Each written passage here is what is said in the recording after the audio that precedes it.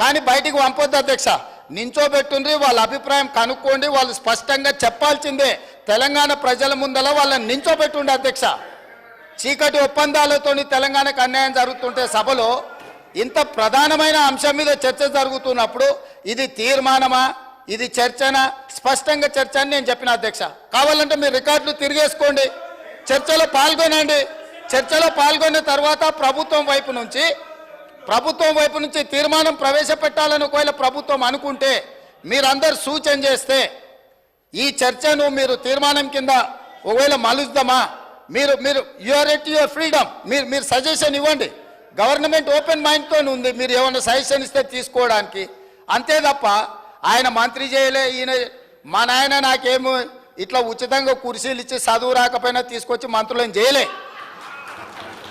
మా నాయన చదువు రాకపోయినా సంధ్య లేకపోయినా మాకు మంత్రులను చేసి ఇంట్లో కూర్చోబెట్టలే. మేము కష్టపడి కింద నుంచి జిల్లా పరిషత్లో పనిచేసినాం, శాసన మండలిలో పనిచేసినాం, శాసనసభ్యుడిగా పనిచేసినాం, పార్లమెంటు సభ్యుడిగా పనిచేసినాం, ఈరోజు ముఖ్యమంత్రిగా పనిచేస్తున్నాం అధ్యక్ష. ఇదంతా స్వయం కృషితోని కష్టపడి తెలుసుకొని అవగాహన కల్పించుకొని సభలకు వచ్చినాం అధ్యక్ష. అయ్య పేరు తాత పేరు చెప్పుకొని ఇందులోకి రాలేదు. కాబట్టి దయచేసి వివాదాల వైపు చర్చ వద్దు, మీరు ఈ చర్చలో పాల్గొనండి, ఈ చర్చలో పాల్గొని మీ అభిప్రాయం చెప్పండి.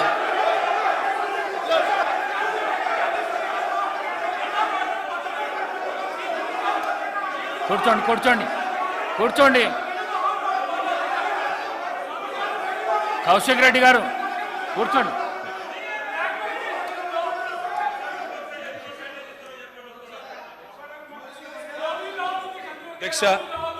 అధ్యక్ష ముఖ్యమంత్రి గారికి